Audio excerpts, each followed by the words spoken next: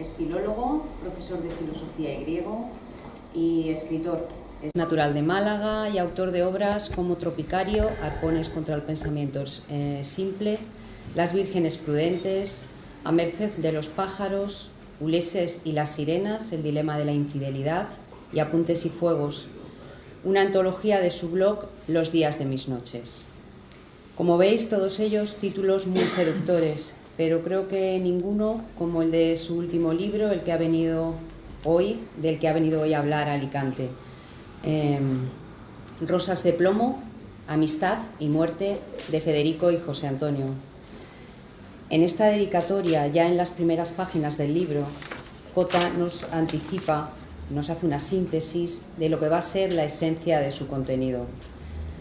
Leo textualmente: a quienes en aquella guerra antepusieron, como Federico y José Antonio, las personas a las ideas, porque no se hizo el hombre para la idea, sino la idea para el hombre.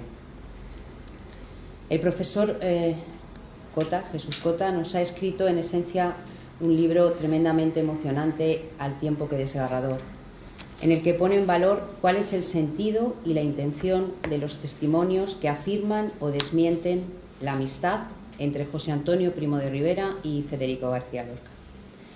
A lo largo de una prosa trepidante, contrasta y analiza esos testimonios sin poner ni quitar, dejando que el lector saque sus propias conclusiones, sin aderezar con tópicos o sesgos, y diré más, confrontándolos si es necesario, lo cual ya es un verdadero lujo en estos días, teniendo en cuenta el pensamiento único y las memorias históricas de diseño que continúan impidiendo, hoy como ayer, observar la realidad desnuda con toda su crudeza, belleza, sin aditivos ni conservantes. El autor demuestra además, a través de un análisis íntegro de las declaraciones y los datos aportados por una amplísima bibliografía, la coincidencia entre las almas, las personalidades, los porqués y los paraqués del poeta y el caballero, como denomina Jesús a Federico y José Antonio respectivamente, convenciéndonos cómo la ética y la devoción unieron a dos hombres en vida, en muerte, en propósito y finalmente en el destino. El autor de Rosas de plomo cuenta cómo cada uno a su manera, uno desde el arte y la poesía, el otro desde la política y la ética, lucharon desde el ejemplo, la generosidad, el sacrificio por una España más justa, menos cainita, más equitativa y menos caciquil. Una perspectiva radiante, la del escritor, desde un paradigma muy creativo, el del autor, que nos adentra en un viaje página a página que no solo nos desvela las principales tesis del libro, si existió o no una amistad palpable entre el poeta y el caballero y si sus muertes estuvieron íntimamente relacionadas, sino además nos deleita detalle a detalle a través del camino del corazón que eligieron tomar ambos hombres con una historia, la nuestra, en una época en que la suerte estaba echada, los ojos cerrados y los oídos sordos a todo aquello que no fuese seguir dos directrices, por desgracia, ampliamente secundadas y profundamente sesgadas. Ya lo dijo Einstein: ningún problema puede ser resuelto con el mismo nivel de conciencia con el que fue creado. Sin duda, los protagonistas de Rosas de plomo fueron almas algo más viejas y más sabias y con un mayor nivel de conciencia que la mayoría de sus conciudadanos. Y no deja de tener eso aquel que todas las posibles causas de la muerte de Federico que apunta Cota en su libro y que estaban a merced de la investigación de cualquier escritor, ninguno de esos hilos de investigación esté escrito hoy en ningún panteón de lo políticamente correcto. Bien, cito al autor: quizá de haber fundido sus azules, él y José Antonio habrían propiciado una España de todos, no de unos o de otros, donde 2 años después de aquel encuentro en un restaurante de Palencia, los antimarxistas no habrían matado en Granada a un poeta antimarxista, ni los revolucionarios en Alicante, al que quería la revolución a costa de cualquier sacrificio. Desde otra visión, creo que su libro, me atrevería a decir, es también una personalísima interpretación donde, desde un paradigma muy espiritual, cristiano, con todo lo que el cristianismo tiene de universal, de doctrina social, de tradición y valores, sobre la convergencia entre dos mentes brillantes y generosas cuyos caminos se cruzaron a pesar de todo. Dos idealistas, como concluye a modo de epílogo, en tiempo de ideólogos, que creían en la revolución de los versos, en los ángeles, en la paz, la fraternidad, la cultura y no en la lucha de clases ni en los privilegios. Aunque los mataron mal, dice Cota, murieron bien y vivieron mejor. Disfrutaron del regalo de la vida, prodigaron sus dones, explotaron al máximo sus talentos y se implicaron por desinterés y puro amor, no solo por bellas palabras, como tantos, sino con bellas acciones, como pocos, en purificar España de pobreza, mugre, incultura, injusticia y resentimiento.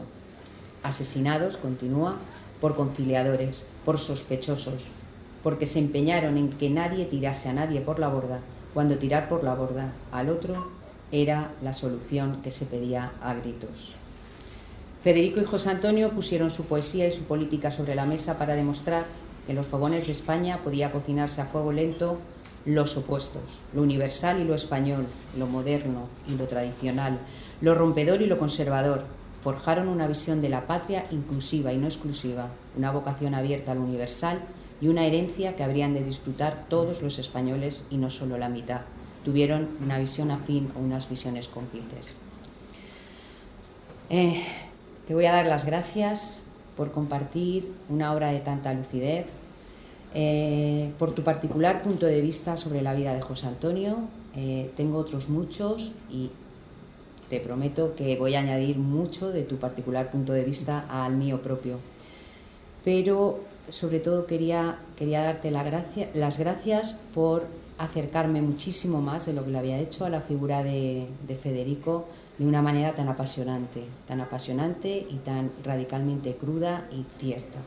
Bien, en El hombre que dijo sí a Kipling, y que usted nombra en varias ocasiones, Petón describe, viajando a través de los versos de un hermoso poema, la grandeza, lo universal y lo clásico que hay en la obra y la vida de José Antonio. Al leer su libro he tenido esa misma sensación referente a Federico. Bien, por último,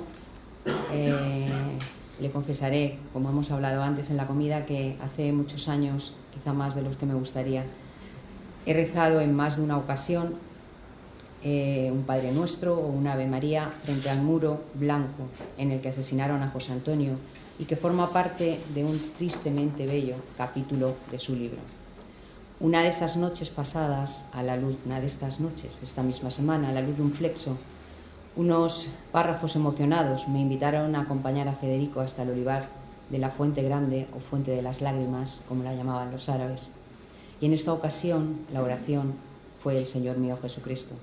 Se cumplió la profecía que un año antes Federico había confesado a Sandoval en sus propias palabras: ya verás cómo me matan antes que a José Antonio. Si después de cerrar la última página del libro, pasada la medianoche, un duende trasnochador me hubiese preguntado por qué murieron Federico y José Antonio, tras leer su libro, mi respuesta hubiese sido un pequeño párrafo. Los mataron. Un minuto. Bien, los mataron porque no se arrodillaron ante nadie más que ante Dios. Ambos, y cito para terminar, hicieron un regalo a sus enemigos con el último aliento. Muchas gracias. Adelante.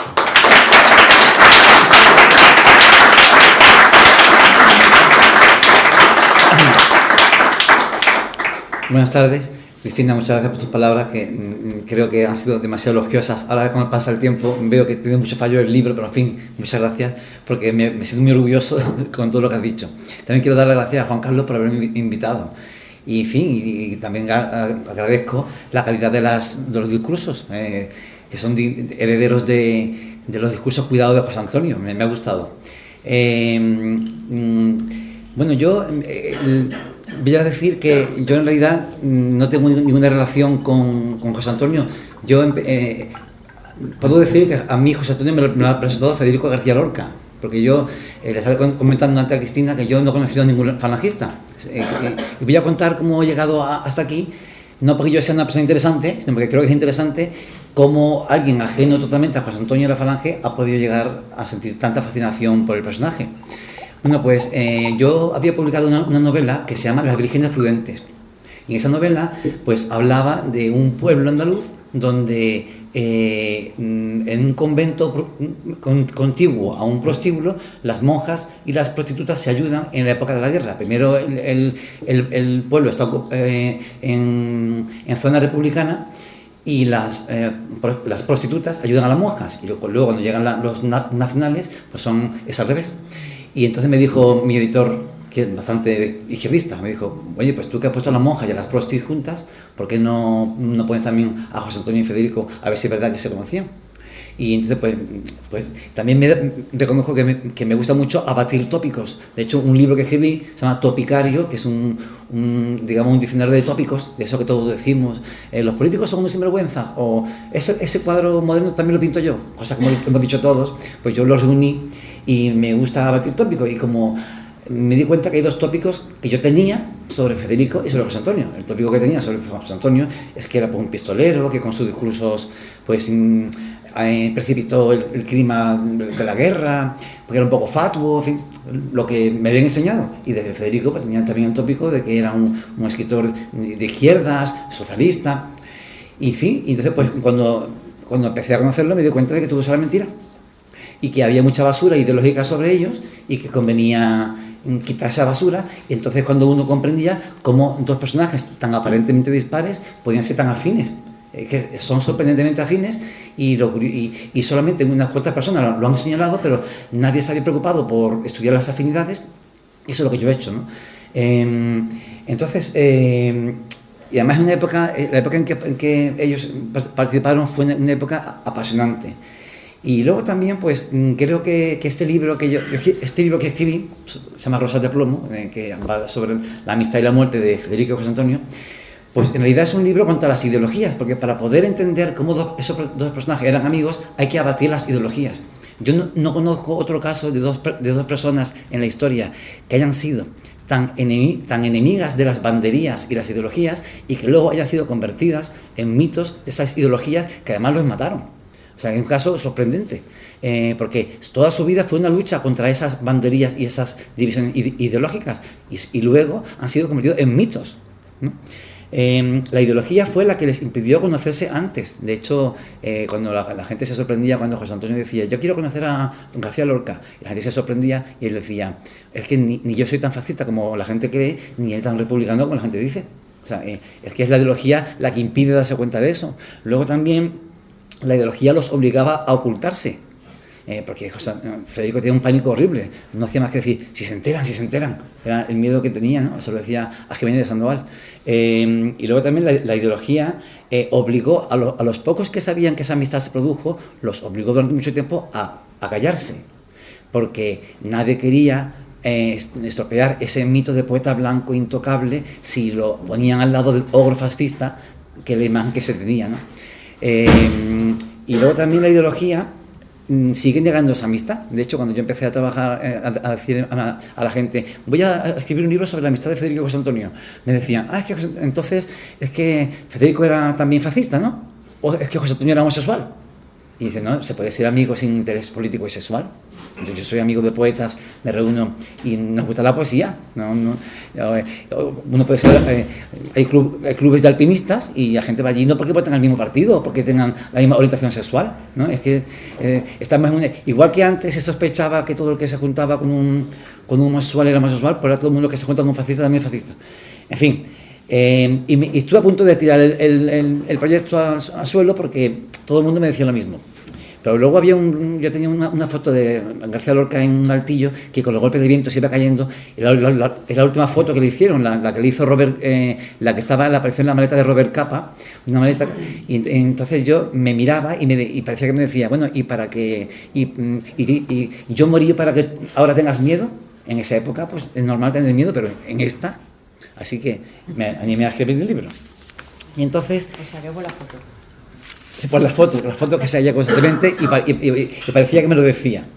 Entonces, digamos que este libro, por tanto, es un libro contra la ideología y contra el guerracivilismo. Yo creo que no hay mejor antídoto contra el guerracivilismo que poner a Federico y José Antonio juntos riéndose y tomándose una copa. Porque que nuestra tendencia en España, lo que nos pierde es un poco el guerracivilismo. ¿Y eso qué es? Pues el guerracivilismo es que el otro puede tener otra opinión. Dice, ¿cuál es tu postura ante la otra opinión del otro? Pues él tiene otra opinión y yo tengo otra. Eso es lo más sano.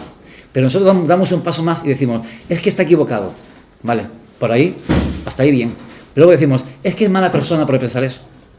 Y ya damos un paso más. Es que no tiene derecho a tener esa opinión, que hay que callarle la boca. Y estamos siempre en ese límite, en el límite de es malo por decir eso, y entonces el siguiente paso es hay que callarle la boca. Y cuando hay un ambiente crispado, pues surge la guerra. Entonces, pues, ese guerracivilismo, creo que la mejor manera de combatirlo es poner a Federico y José Antonio juntos, porque son precisamente los mitos de las dos Españas enfrentadas. Y entonces, pues, hay como tres ideas principales que yo quiero mantener aquí. La primera es vamos a hablar de los testimonios que hablan, no sé si se me oye bien. Sí. Vale. Los testimonios que hablan a favor y en contra de esta amistad, ¿no? Porque hay testimonios muy bien fundamentados a favor y en contra. Y luego vamos a hablar de que, aunque no hubiese habido amistad, son personajes tremendamente afines. Y por último, pues vamos a hablar un poquito, si me da tiempo, que no sé cuánto tiempo tengo, vamos a hablar de cómo la muerte de Federico García Lorca se entiende mejor a la luz de la amistad con José Antonio, porque creo que sus dos muertes están muy conectadas. Sobre todo a Federico le perjudicó mucho ser amigo de José Antonio y de los falangistas más del círculo de José Antonio. Bueno, para empezar, esa amistad aunque una cosa es que fuesen amigos y otra que fuesen conocidos. Conocidos eran. Ya se sabe que cuando estaban en García Lorca, en la residencia de estudiantes, que iba allí a ver partidos de fútbol, ya conocía a José Antonio, ya se lo presentaron. Conocidos eran porque en Madrid era muy chico. La cuestión es si son amigos, ¿no? Y entonces Francisco García Lorca, el hermano de García Lorca, escribió un libro en Federico y su mundo, donde reconoce que, a su pesar, que José Antonio ayudó desde su puesto de diputado a mantener la subvención del grupo ambulante de La Barraca. Esto es un testimonio muy interesante porque Francisco García Lorca no era precisamente profalangista, sino todo lo contrario, y lo reconoce a su pesar. José Antonio no era el tipo de hombre que despreciaba los proyectos que a él no se le habían ocurrido, sino que él, por su talante ecléctico y libre, pues donde veía mérito, pues allí que lo apoyaba. Entonces apoyó esa iniciativa que la derecha en España despreciaba, porque se le había ocurrido a Fernando de los Ríos, que era un ministro socialista que la derecha detestaba. Entonces, pues la derecha despreciaba ese grupo de teatro ambulante con el que Federico llevaba el teatro clásico español a los pueblos de España. Y entonces esa idea le parecía a José Antonio muy bonita y la apoyó. Y luego, poco después de esa ayuda, hubo un encuentro fortuito, que todo el mundo es muy conocido, de los dos. Estaba Federico en un restaurante de carretera, Salamanca o Palencia, porque esto lo cuentan los hermanos Higueras, no se ponen de acuerdo si fue en Salamanca o en Palencia. Y estaban los chicos de La Barraca, los actores de La Barraca, vestidos de mono azul. El mono azul simbolizaba en esa época, con mucha conciencia social, el mono azul representaba, digamos que los actores también eran trabajadores, llevaban un mono de trabajo. Y entonces entraron José Antonio y con unos cuantos jóvenes falangistas, vestidos con su camisa azul que llevaba poco tiempo puesta por José Antonio, ¿no? Y entonces le escribió una nota en una servilleta de papel José Antonio a Federico. Yo creo que para no comprometerlo, porque José Antonio sabía que Federico era muy miedoso. Y además, ser visto con José Antonio no era precisamente un seguro de vida en esa época. Y después, con mucha delicadeza, le escribe una nota y le dice: ¿no crees que con tus camisas, con tus monos azules y mis camisas azules podríamos hacer una España mejor? Y entonces yo creo que José Antonio le abre los ojos a García Lorca. Porque, ¿qué quiere decir esa frase? Pues quiere decir muchas cosas. Porque, ¿qué simbolizaba el azul? Se puede decir que simbolizaba, por ejemplo, la patria, ¿no? Para José Antonio. Pero es que también Federico llevaba, con su mono azul, llevaba el teatro clásico español a los pueblos de España. También simbolizaba un poco la patria. Pero también José Antonio simbolizaba con el azul la justicia social. Pero es que también Federico era un poeta preocupado por la justicia social, llevaba el teatro a los pueblos pobres de España, con el mono azul del trabajo. Por tanto, ese azul, tanto José Antonio con con las camisas, como Federico, con los monos, lo que llevaban era España, patria y justicia social a los pueblos de España. Y además, Federico lo hacía desde el arte y José Antonio desde la política. Por tanto, dice, ¿no crees que tú y yo podemos hacer una España mejor? ¿No te das cuenta, Federico, de que tú y yo estamos unidos por este mismo afán? A pesar de que España nos quiere separados, a pesar de que España está llegando cada vez más a un enfrentamiento que nos va a conducir a la guerra. Pero Federico no pudo contestar porque José Antonio se fue sin darle tiempo a contestar. Yo creo que para no comprometerlo. Y entonces también con esa nota le da a entender que él apoya la iniciativa de la barraca. Él apoya esa iniciativa. Y además hay fragmentos revisables de revistas falangistas donde se alaba la labor de la barraca. Cosa que la derecha reaccionaria nunca entendía, como la falange coqueteaba con una iniciativa que venía de un ministro socialista. Entonces, los testimonios fundamentales a favor y en contra son los de Jiménez de Sandoval, que era un falangista, y Gabriel Zelaya, que era un comunista. Jiménez de Sandoval, con un testimonio muy documentado, dice que aunque eran personas muy afines, no se pudieron conocer. Y él, porque él era el enlace ideal y no lo consiguió. Y Gabriel Zelaya, que era un poeta comunista, pues dice que sí se conocieron porque Federico se lo dijo.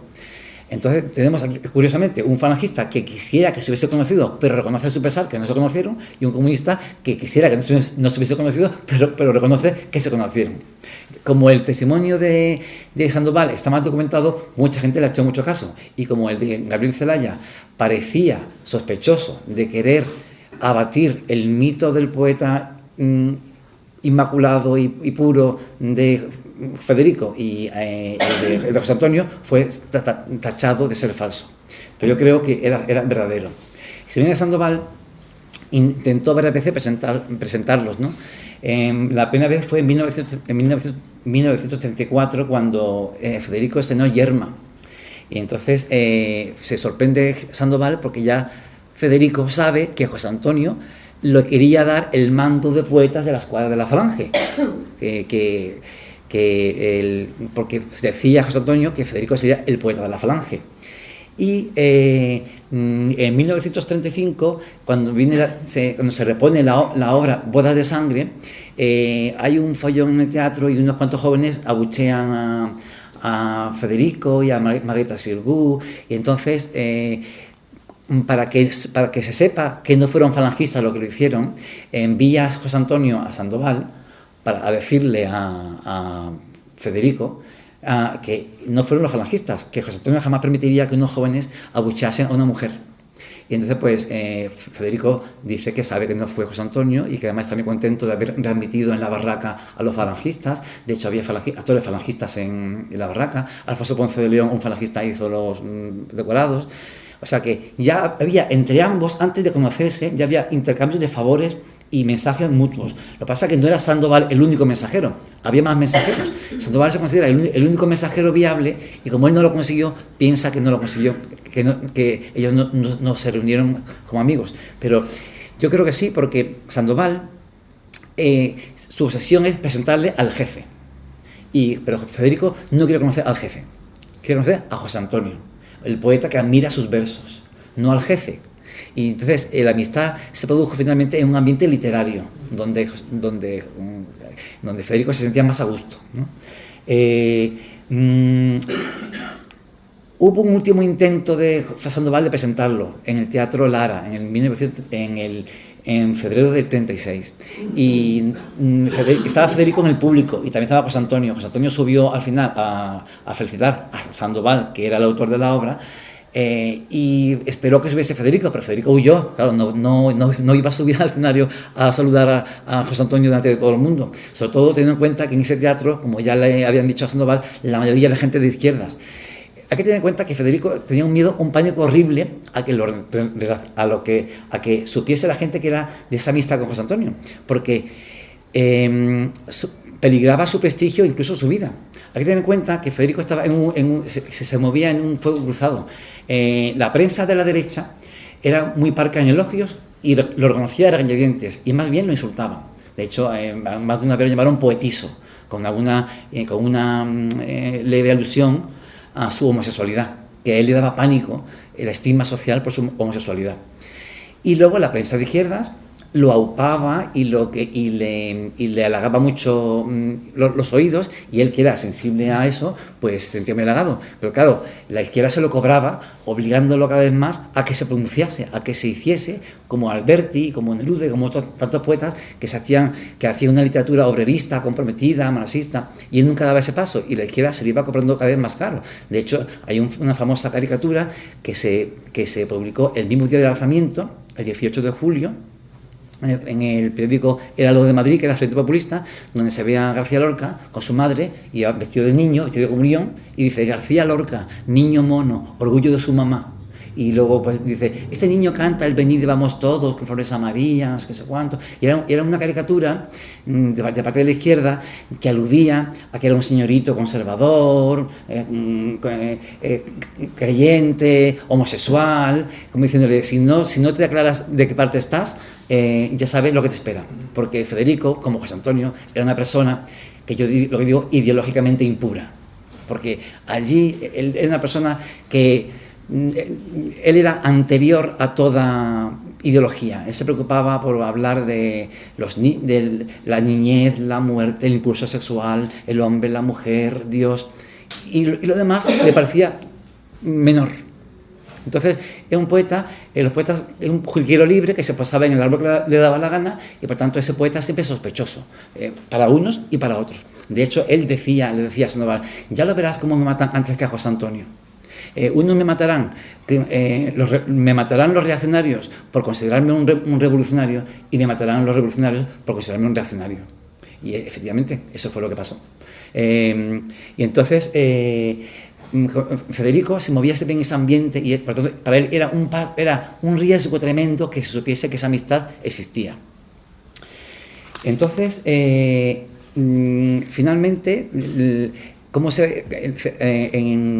en San Sebastián, en una conferencia que fue a dar Federico, llamó a Gabriel Zelaya, que es un poeta comunista, y a José Manuel Aizpurua, que era un arquitecto falangista. Estos gestos eran muy típicos de Federico. Federico quería evitar la guerra que se avecinaba, siendo amigo de todos. Era su manera particular de evitarlo. Él le decía: ¿tú desde qué lado estás? Él decía: yo a uno lo saludo así, y saludaba al estilo falangista, y a otro saludo así, y saludaba al estilo marxista, pero a ti te saludo así, y hacía así, ¿no? Pues esa era su manera de evitar la guerra. Por eso en ese día, curioso, que invitó a un falangista y a un comunista. Y entonces Gabriel Zelaya estuvo muy antipático con el falangista, no le dirigió la palabra, a pesar de que eran amigos de niños. Eso demuestra hasta qué punto la ideología puede cegarnos. Porque una cosa que no soportaba Federico era que la ideología estuviese tan sobredimensionada que anulase los demás aspectos de las personas. Esa persona podría ser un buen poeta, un buen amigo, muchas cosas. No solamente es tu contrario en la política es una faceta más de su vida, no lo es todo. Pero cuando se fue a Ipurúa, le echó en cara Federico a Zelaya su actitud. Y fue cuando le dijo: pues mira, que sepa que yo soy amigo de José Antonio, que es muy simpático, y me voy con él en taxi todos los viernes, y nos tapamos con una cortinilla para que no nos vean, porque ya a mí conviene que me vean con él. En fin, las palabras de todos conocidas. Que la gente, que Luis Rosales tuvo que reconocer a regañadientes ante Jan Gibson en una conversación que él no sabía que estaba siendo grabada, que efectivamente había amistad, pero que él nunca lo iba a decir en público, porque ese testimonio de Gabriel Zelaya estaba hecho con muy mala intención, porque lo que quería decir era que José Antonio era homosexual o que Federico era un fascista. Y por eso Luis Rosales, se propuso toda su vida no hacer daño a García Lorca. Él nunca sacó un partido económico de eso, jamás. Salió de su casa, y por desgracia, para la muerte, y él, al menos muerto, no le quiso hacer ningún daño. Por tanto, él no quiso estropear el mito de poeta universal para todos que tenía García Lorca, poniéndolo al lado de José Antonio, que en el extranjero era un ogro, o era el mal de la película. Además, lo podrían haber acusado a Luis Rosales de querer azulear al mito rojo para que la izquierda dejase de reclamarlo como suyo y así no tener él que cargar con la vergüenza de que fue en su casa de donde lo sacaron los mismos falangistas para llevarlo al gobierno civil, donde después lo mataron. Además, el testimonio de Celaya hace que encajen otros muchos testimonios. Agustín Penón era un hijo de republicanos que se exilió en Estados Unidos, volvió a la Granada de los años 50 a investigar la muerte de García Lorca, cuando en España pesaba un silencio sobre ella. Nadie hablaba sobre el asunto porque resulta que el régimen franquista nunca supo qué hacer con la muerte de García Lorca. A Franco le sentó fatal la muerte porque le produjo un desprestigio tremendo y entonces pues intentó que aquello se averiguase quién era el culpable, pero no hubo manera. Entonces pues los asesinos de García Lorca estaban sueltos en el régimen, entonces era un asunto que no se sabía cómo gestionar. Y vino Agustín Penón del extranjero a investigar la muerte de García Lorca. Y entonces todo el mundo le cuenta cosas. Y entonces alguien le dice, sí, a García Lorca le dijeron en el gobierno civil, lo acusaron de ser amigo de Azaña. Y él dijo, sí, yo soy amigo de Azaña, pero también de José Antonio I de Rivera. Lo que pasa es que cuando dijo eso, él no sabía que quizá esa confesión le estaba perjudicando, como ahora veremos. Pero el caso es que en ese testimonio de Agustín Penón es el mismo José Antonio Federico el que confiesa también esa amistad. No solamente a Celaya, también lo confiesa ahí. Y luego además hay otros testimonios secundarios, como el de Dalí, José Bello y otros amigos suyos, que afirman que esa amistad también existió. Y luego también tenemos ahí muchos indicios que demuestran que tuvo que existir, porque José Antonio, cuando estaba en la cárcel, con todos los falangistas, pues, hablaba con mucha frecuencia de García Lorca, y a muchos falangistas aquello no les gustaba, porque claro, García Lorca ya era asociado a una figura emergente de la República, de la que le venían los tiros y los encarcelamientos a los falangistas. Por tanto, muchos falangistas no entendían eso. O sea que no solamente García Lorca no tenía motivos para que no se supiese esa amistad, también José Antonio sabía que no se iba a entender, ¿no? Porque no todos los falangistas eran como él. Y entonces es curioso cómo esta amistad ha sido tanto tiempo negada por razones ideológicas, pero no lógicas, porque el mito del poeta rojo, el mito del santo azul, por así decir, en que se convirtió José Antonio, esa segunda muerte sin pólvora que dice Enrique de Aguinaga, ese mito se alimentaba del mito del poeta izquierdista, y a ambos mitos les convenían bien los dos mitos. ¿Por qué? Porque si se demostraba que Federico era amigo de José Antonio, entonces el régimen tenía que reconocer que se había matado a un amigo de su mito y que los asesinos estaban sueltos. Y si se afirmaba que y los izquierdistas no estaban dispuestos a admitir que su mito era amigo del fascista que ellos mataron, porque entonces tenían que reconocer que había matado a un revolucionario que buscaba justicia social como ellos. Por lo tanto, eran dos mitos que se alimentaban mutuamente, de dos personas que eran justamente lo contrario de esos mitos, que eran amigos, ¿no? Es un caso curioso cómo los mitos son justamente lo contrario de ellos dos. Y esa amistad tuvo que ser breve y gozosa, y tuvo que ser desde finales del 35 hasta que encarcelaron a José Antonio en marzo del 36. Y se produjo seguramente en un ambiente literario, y los testimonios que afirman que existió son más contundentes e innegables que los que afirman que no existió, porque el único que afirma que no existió es el de Sandoval, que solamente puede decir que él no lo consiguió, pero el testimonio de Agustín Penón y de Soler, José Bello y Dalí y otros cuantos es justamente el contrario. Lo que pasa es que el peso de los mitos políticos es tremendo. Nadie dudaría de la amistad de Lorca con Azaña, porque asociamos a Lorca con la izquierda.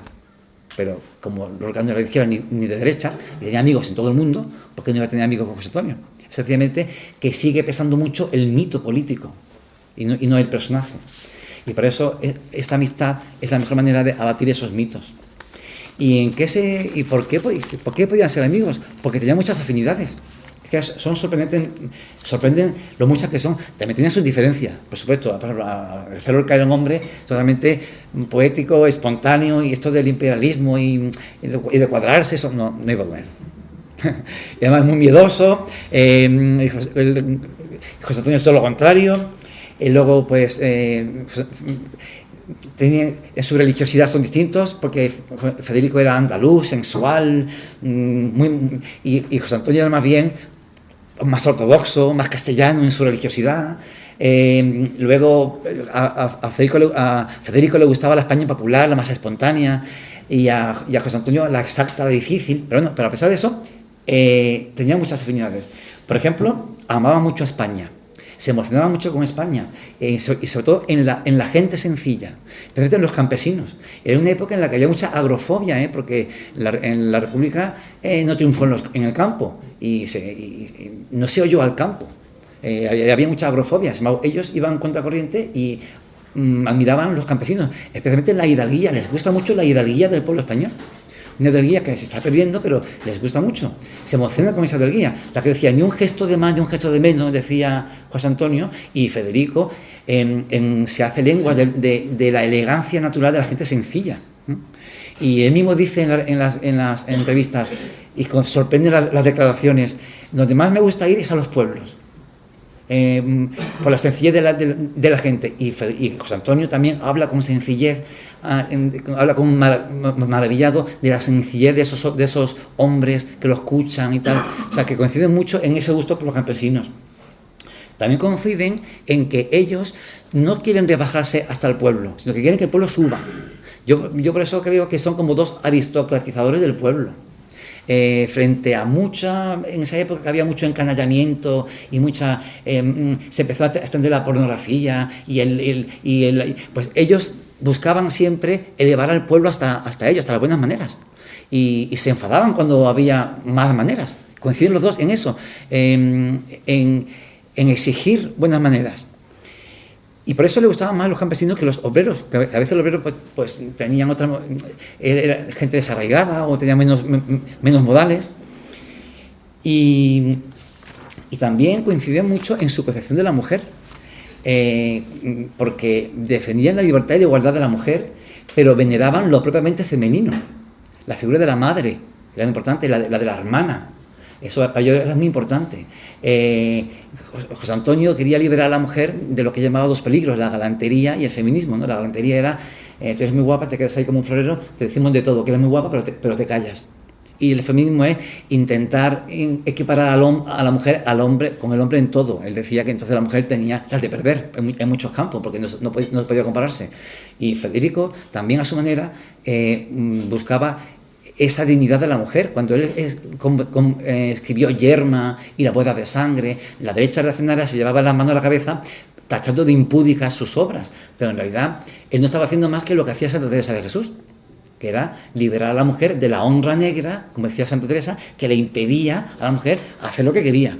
Una losa que pesaba sobre ella, y lo que buscaba era la liberación espiritual de la mujer. Santa Teresa y Federico, la liberación social de la mujer. Pero en el fondo coinciden, pero sin renunciar a su maternidad y venerando sin renunciar a su feminidad y venerando la maternidad, ¿no? También defendía la tradición en la familia, y luego tenía el mismo concepto de arte. Jamás convirtieron el arte en un vasallo de la ideología, jamás.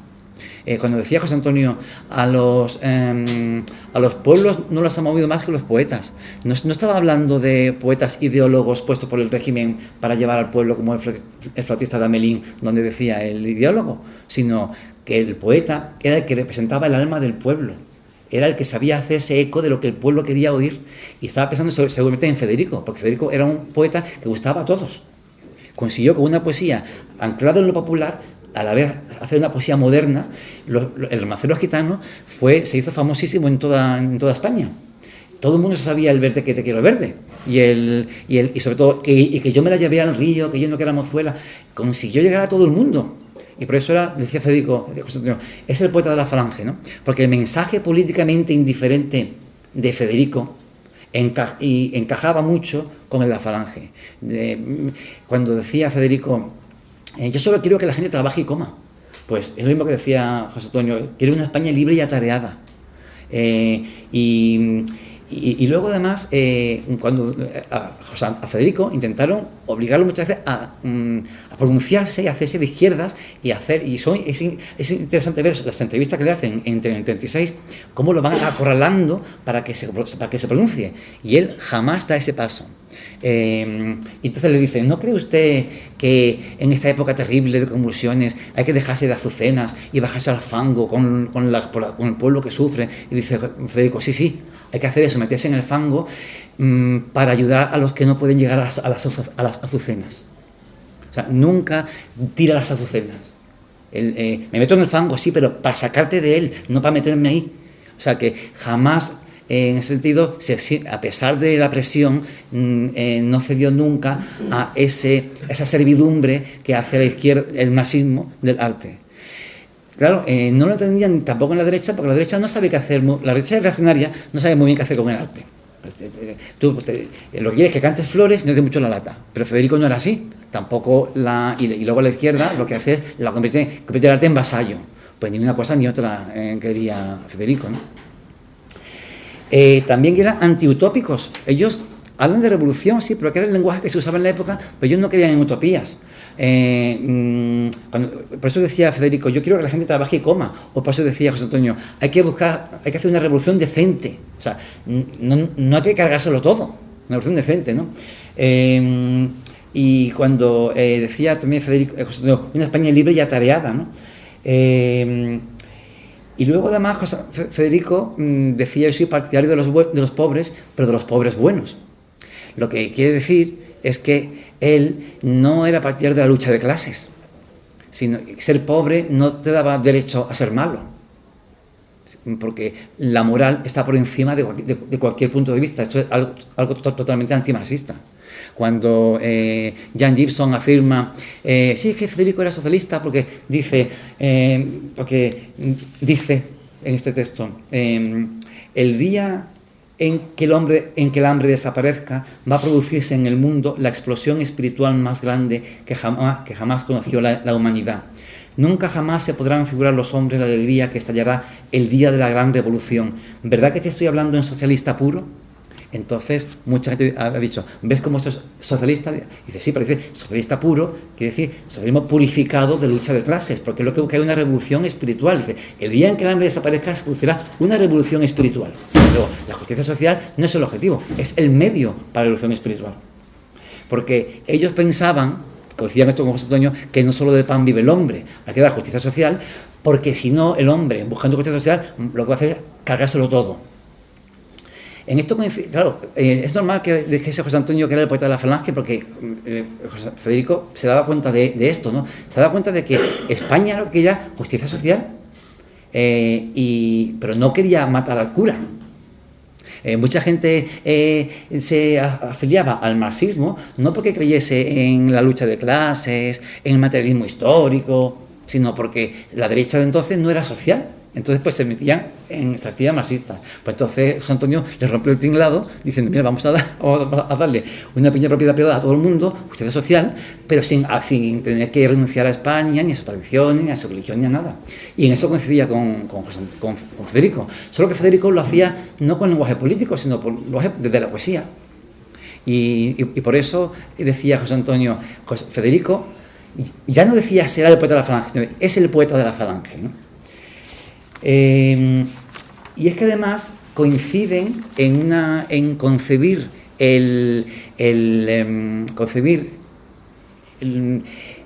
coinciden en decir que los ricos, los pudientes, tienen que sacrificarse. O sea, el marxismo habla de lucha de clases, crear odio social, pero ellos hablan de armonía social, de fraternidad, ¿verdad? Que son valores totalmente distintos. Y dicen los dos que hay que sacrificarse. Ellos no llaman a los pobres a la rebelión, sino a los ricos a la generosidad y al sacrificio, que esa es la gran diferencia que hay con el marxismo, ¿no? No incitan a la lucha de clase, sino a la generosidad y al sacrificio. Y además usan la palabra esa los dos. Parece que se ponen de acuerdo. La usan los dos. Cuando dice José Antonio, Nos llama señoritos, sí, pero traemos el espíritu de lucha precisamente por aquello que no nos interesa como señoritos. Venimos a luchar porque a muchos de nuestras clases se les impongan sacrificios duros y justos. Y dice también García Lorca: en este mundo yo siempre soy y seré partidario de los pobres. Yo siempre seré partidario de los que no tienen nada y hasta la tranquilidad de la nada se les niega. Nosotros, me refiero a los hombres de significación intelectual y educados en el ambiente medio de las clases que podemos llamar acomodadas, estamos llamados al sacrificio. Aceptémoslo. No hablan de lucha de clase, ni de guerra, ni de odio social. Es justo lo contrario. Por tanto, se puede decir que si a García Lorca la izquierda lo hizo suyo, no fue porque fuese de izquierda, sino porque lo mató, murió en el bando de la derecha. No fue una relación querida, ¿no? Y luego, pues, coinciden sobre todo en buscar una España de todos para todos. Esto es un aspecto muy interesante de ambos, ¿no? Porque resulta que Federico y José Antonio se dieron cuenta de una cosa muy importante. A partir del siglo XVIII, en España, en Europa, como comentábamos en la comida, se rompió la unidad de principios y de valores que había en Europa, los valores de la cristiandad. ¿Por qué? Porque surgió la Europa de la razón frente a la Europa de la tradición, la Europa del progreso que afirmaba que solo existe este mundo y no el más allá, frente a la Europa que todavía piensa que el hombre es espiritual, existe un Dios. Se rompió esa unidad. Y esa unidad se quebró sobre todo, y entonces las dos Europas chocaron frontalmente en España. Esa unidad que ya estaba rota en toda Europa se dio especialmente cruenta en España, y por eso suscitó el interés en todo el mundo en la guerra civil. Y ellos se dieron cuenta de que era posible todavía encontrar una unidad de principios, porque en media España afirmaba que la decadencia de España se debía a haber abandonado las tradiciones y la religión, y la otra media España decía que la decadencia se debía a haber estado atrasados por culpa de la religión y las tradiciones. Por tanto, ¿qué solución podía haber ahí? Bueno, vamos a darle a la gente, vamos a mantener las tradiciones, pero buscando un progreso basado en la justicia social. Y en eso los dos coincidían. Encontraron esa posibilidad de España, de una España para todos, ¿no? Mientras que el resto de España iba acercándose al precipicio, ellos eran eclécticos ideológicamente e impuros, y por eso en ambos bandos no eran entendidos. También a Federico, a José Antonio no lo entendía ni la izquierda ni la derecha. La izquierda lo odiaba porque les estropeaba el tinglado, y la derecha lo tachaba de bolchevique, en blanco. No entendía ese afán, no entendía cómo copiaba un poco los métodos de la derecha, de la izquierda, porque José Antonio se cuenta de una cosa interesante, que esa Europa tradicional que creía en Dios en el pasado y tal, esa Europa iba siempre a la defensiva, era reaccionaria, mientras que la otra llevaba la voz cantante en el teatro, en la poesía, en la filosofía. Pues había que hacer algo, y había que hacer que esa Europa de la cristiandad que él quería salvar dejase de ser reaccionaria y fuese accionaria, por eso decir, que diese la iniciativa y no estuviese siempre a la defensiva. Y por eso la derecha no lo entendía. Y en eso se parecen mucho los dos, que se sentían incomprendidos por unos y por otros. Y también se puede decir que tenían un poco el síndrome del apestado, yo diría yo, porque estar al lado de José Antonio pues era un riesgo que había que asumir, y mucha gente no quería estar. Y también con Federico pasaba igual, sobre todo en esa época en que si te veían a solas como homosexual, ya eras homosexual. Uno lee los documentos, los testimonios de esa época, y eso era algo muy habitual. Ahora nos parece raro, pero era así. Los dos eran como dos apestados. Y además ideológicamente impuros. Y además libres, porque eran revolucionarios en unas cosas y reaccionarios en otras, que eso es lo inteligente. No ser revolucionario en todo, ni reaccionario en todo, que era el problema que había en España. Además tenían muchas semejanzas en lo privado, y no sé cuánto tiempo tengo. En lo privado, porque constantemente tenían una premonición de sus muertes. José Antonio porque la muerte lo perseguía, y Federico porque era su obsesión, ¿no? Y tanto escribió sobre la muerte de Federico que algunos poemas suyos son hasta proféticos, ¿no? Como lo dice, no encontraréis mi cadáver, ¿no? Y también se parecía mucho en el amor que tenían por su familia, por sus hermanos, en que hacían teatro cuando eran niños, en el amor a la poesía, en fin, son muchas afinidades, en que eran hombres modernos, se lavaban, se duchaban, le gustaban los mismos bares. Sandoval dice, no le gustaban esos bares que tienen espejos con moscas, sino bares más modernos, en fin, frecuentaban los mismos sitios, eran gente de la misma generación. Esas cosas unen más de lo que uno se cree, ¿no? Por eso, a pesar de que Federico, de que José Antonio estaba en la Falange y Federico pues era una persona totalmente libre de política. Y ya por último, pues ya quiero también hablar un poco de cómo voy muy rápido porque no quiero cansar. La muerte de Federico García Lorca tiene que ver un poco con la de José Antonio. Bueno, supongo que sabrán ustedes que Federico se fue a Granada, aunque Agustín de Foxal le aconsejó que se quedase en Biarritz, en el sur de Francia. Y él dijo, yo que pinto en Biarritz, me voy a Granada, porque es muy fácil. Todos pensamos que en nuestra casa vamos a estar protegidos, ¿verdad? A nadie se nos ocurre que va a haber un cataclismo que va a hacer que un mindundi entre tu casa tenga poder para matarte. Eso a nadie se le ocurre. Es que fue lo que pasó en España. Entonces se fue a Granada. Y el periódico El Ideal, que era un periódico conservador, que los Frentes Populistas habían quemado unos meses antes y había conseguido poner su sede en otro sitio, publicó la noticia de su llegada. Esto es interesante porque Ramón Ruiz Alonso trabajaba en El Ideal y él dio la noticia. Ramón Ruiz Alonso sabía que estaba allí García Lorca. Y hay que entender un poco cómo era la Granada de esos meses para poder entender por qué yo asocio la muerte de Federico con la de José Antonio. Bueno, no que lo asocie yo, ha habido voces que lo han señalado, pero yo lo que he hecho ha sido juntar los testimonios y darles coherencia.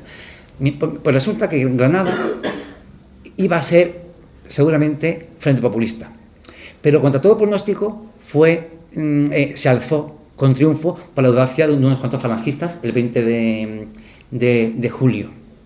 Entonces, Granada estaba rodeada por zona totalmente republicana. Tenía un frente muy amplio, encima tenía gente republicana dentro, sobre todo en el barrio de la Albaicín. Así que se creó una psicosis tremenda por liberarse de los elementos rojos de fuera y sobre todo de dentro. En los primeros meses hubo una matanza tremenda que superaron más de 1.000 víctimas en muy pocos meses. Y toda la defensa de Granada la tenía el comandante Valdés, que era un falangista, camisa vieja. El Valdés no se comportaba ya como un falangista, sino como el defensor de una ciudad. Pasa muchas veces que en mi trabajo, cuando se presenta a director uno, por ejemplo, del departamento de historia, los de historia dicen, ¡ay, qué bien, nos va a beneficiar! No, cuando llega el director cambia su manera de ser y ya mira para todo el instituto. Pues igual le pasaba a Valdés, no beneficiaba a los falangistas, sino que buscaba sobre todo que Granada se mantuviese en la zona nacional para que llegase Varela con su columna y la uniese a la zona nacional. Esa era su urgencia. Entonces, a todo esto, Valdés se metió en la Falange unos meses antes, pero él decía que a mí el nacionalsindicalismo me da dos patadas de la barriga, que él no lo entendía. De hecho, Patricio González de Canales, que era un falangista puesto allí por José Antonio, él se mostraba siempre en desacuerdo con las represalias con la manera que tenía el comandante Valdés de hacer represalias. Porque Valdés firmaba sentencias a diestro y siniestro, no le temblaba la mano, y si alguien venía a interceder por una persona, esa persona que venía a interceder era sospechosa también.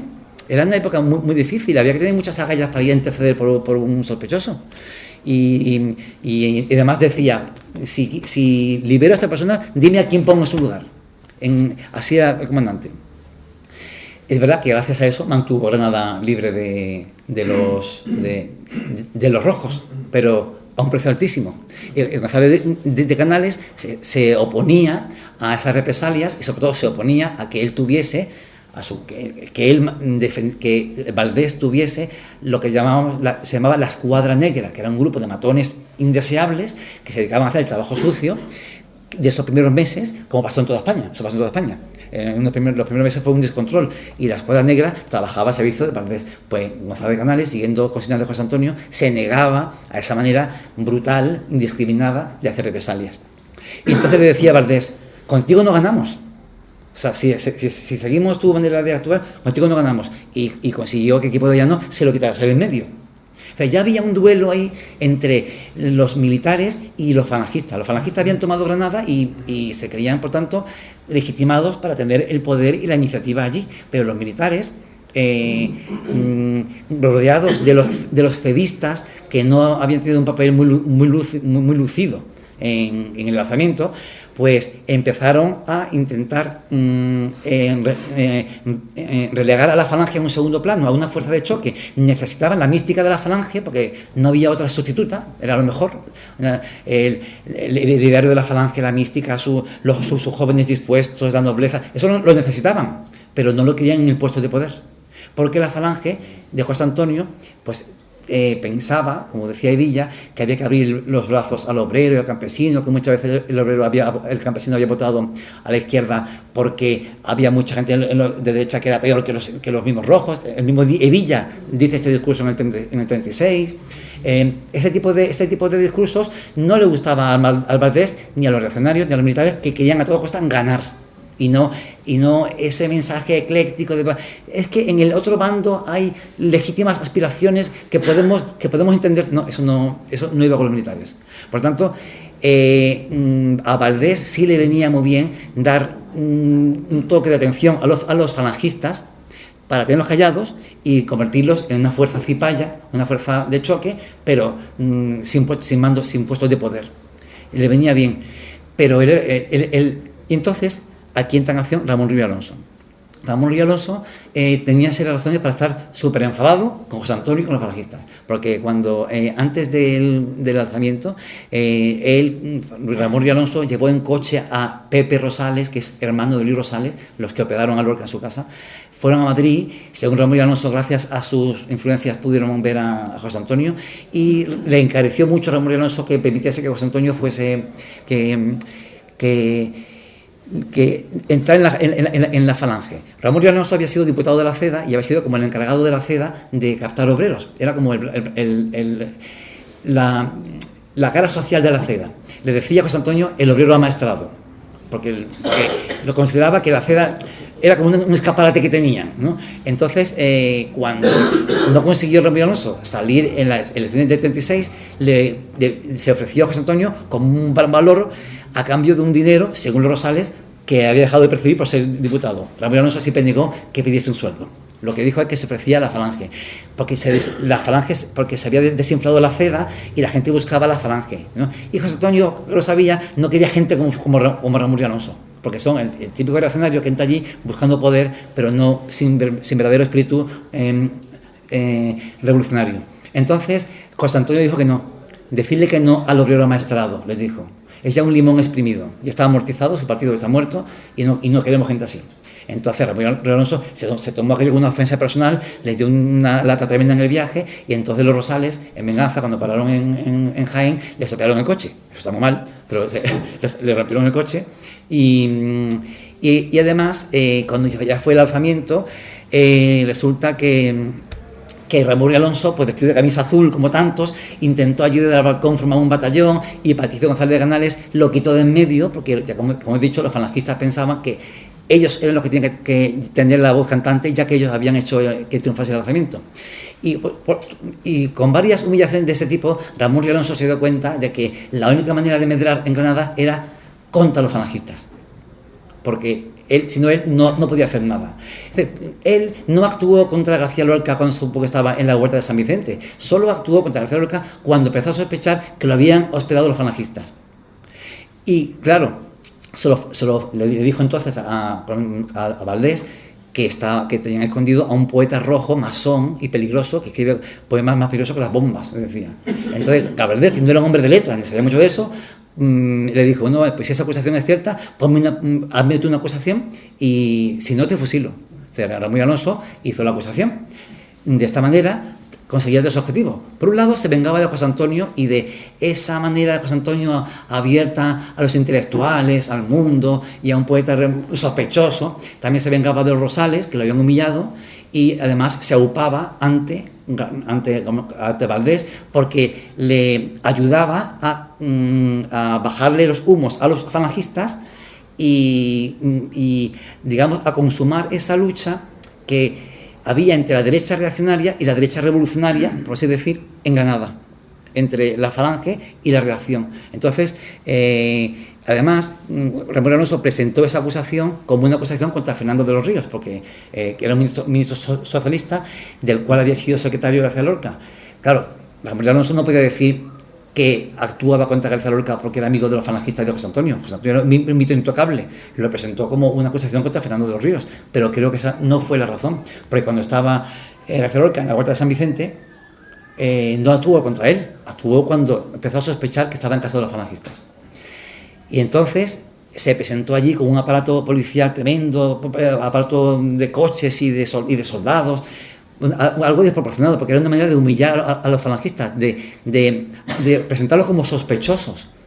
Y entonces, por eso se puede afirmar que a José Antonio, a Federico, lo mataron en parte por ser amigo de José Antonio y de los falangistas más josantonianos. De hecho, una gran pregunta que se puede hacer uno es ¿por qué escogió Federico la Casa de los Rosales como albergue y no, por ejemplo, la casa de Manuel de Falla, que era su íntimo amigo? Manuel de Falla era un músico blanco, respetado por todo el mundo. ¿Por qué escogió los Rosales? Pues porque eran dentro de la España nacional los únicos con los que sentía cierta afinidad. Y no porque fuesen los más poderosos, porque García Lorca se daba cuenta de que no eran los más poderosos. De hecho, cuando está en casa de los Rosales dice, me di cuenta de que hay que hacer algo. Y entonces fue cuando se ocurrió la idea de componer un himno a los caídos, que hay mucha controversia si a los caídos de España o de Falange. Creo que daba un poco igual porque en esa época decir España era decir el bando nacional. El otro bando luchaba por la República. Decir los caídos de España era luchar el bando nacional. O sea que Federico se dio cuenta de que debía asegurar su posición a pesar de estar en casa de los Rosales. Luego los escogió porque, aparte de que era amigo de Luis Rosales, porque es muy probable pensar que el mismo José Antonio se lo hubiese ofrecido y que José Rosales que actuó como habría actuado José Antonio en Granada, ¿no? Y además se puede decir que están un poco las dos muertes conectadas, porque se puede decir que a los dos los mataron los mismos, a los dos los mataron dentro de cada bando, la línea dura de cada bando, la que no quería componendas con el enemigo ni entender al enemigo, la que no quería gente ecléctica ni ideológicamente impura, la que quería avivar el conflicto, porque José Antonio podría haber hecho esa famosa propuesta que le hizo a Martínez Barrio de ir al bando nacional. Si alguien era indicado para conseguir algo del bando nacional era José Antonio. Entonces matarlo era avivar el conflicto, no querer llegar a ningún acuerdo, y matar a Federico pues lo mismo. Así que se puede decir que a ambos los mataron las mismas personas, ¿no? Los que no querían, los que no reconocían legitimidad ninguna a las aspiraciones del otro bando. Y por último, con esto quiero decir que los dos son dos referentes para nosotros, porque José Antonio es un referente moral, ¿no? Porque es un hombre en lo que palabra, acción y pensamiento eran lo mismo. Por eso tiene tanto carisma, porque no era de los que mandaba ya a un chico a arreglarse el pellejo mientras estaba cómodamente sentado. Y es un referente en esta España donde eso falta.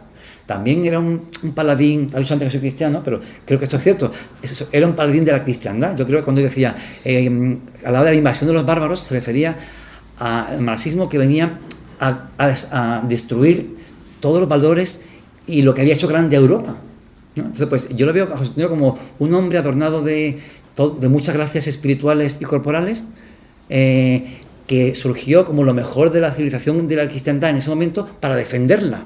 Y lo hizo con gracia e ingenio, pero murió muy pronto. Pues es un referente para nosotros. Y Federico García Lorca es otro referente, porque es el poeta que no se casa con nadie, que es un jilguero libre y no quiere ninguna jaula. Y en ese sentido también es otro referente para nosotros.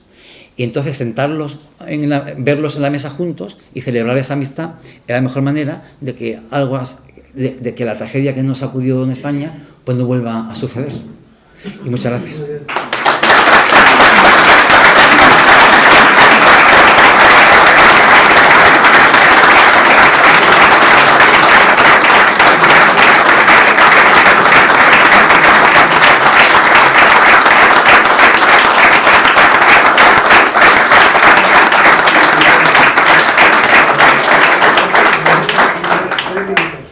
3 minutos tenemos. No sé si alguien quiere preguntar algo. Espera, José. No sé si alguien quiere preguntar algo. A ver, ¿queréis hacer alguna pregunta? No me digáis que no queréis... Ah, vale. Juanfran. Si tiene pensado reeditar el libro, porque no... Bueno, pues Vale, por desgracia el libro la editorial, después de la segunda edición, ha cerrado, está en concurso de acreedores.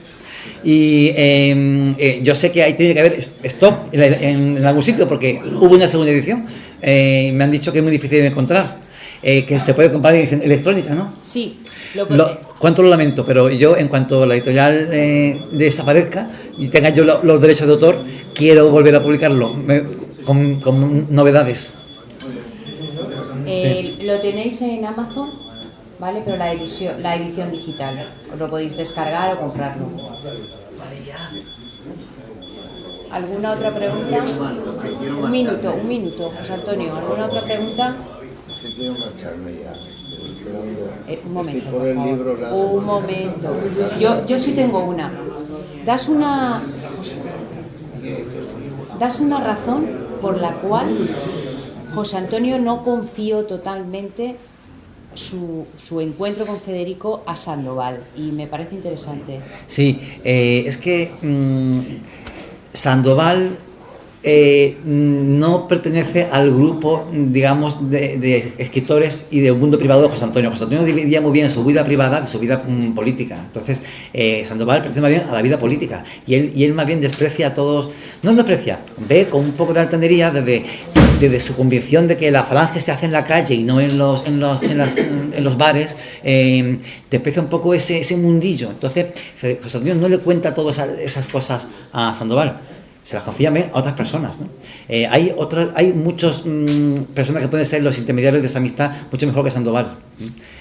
Por eso, no sé si te refieres a eso. Sí, me refería a eso, porque como has dicho, hay un testimonio a favor y otro en contra, y en el de Sandoval tú explicas con muchos más detalles en el libro por qué probablemente José Antonio conoció a Federico más íntimamente a través de otros poetas, aunque estuviese ahí Sandoval como amigo de ambos, ¿no? Sí, es que Sandoval le quiere presentar al jefe, no a José Antonio, ese es el problema. Y luego hay otros motivos que se explican en el libro, que son más largos de explicar, como hay prisa. Sí, es un poco largo. Vale, pues mira, Carlos. Sí. Como no he podido leer tu libro y por lo que veo que me va a costar leerlo, no sé, seguro que lo conoces. Alfonso Lazo publicó hace poco un libro, ¿sabes? Profesor de la Universidad de Sevilla, sobre Falange y la izquierda, los vasos comunicantes. Me hizo gracia porque una de las primeras cosas que cita es que recién asesinado García Lorca, un escritor falangista... Romero Murube. Exactamente. Sí. Es que otra razón que demuestra que existe ese vínculo es que los únicos en la España nacional que se atrevieron a alzar la voz contra ese asesinato fueron los falangistas. Vale, era que... Digo, seguro que lo conoces, pero como no... Romero Murube fue. Sí, que Romero Murube creo que fue el que se cuenta que escondió a Miguel Hernández en los alcázares de Sevilla, y dicen que Franco se cruzó cuando iban paseando, es lo que se cuenta. Sí. Romero Murube el que le esconde. Muy bien, pues muchas gracias, Jesús. Esperamos que ha sido un placer. una buena tarde y muchísimas gracias a todos. Los que tengan un libro, que se lo bueno, sí. Perdone. Por favor. Sí.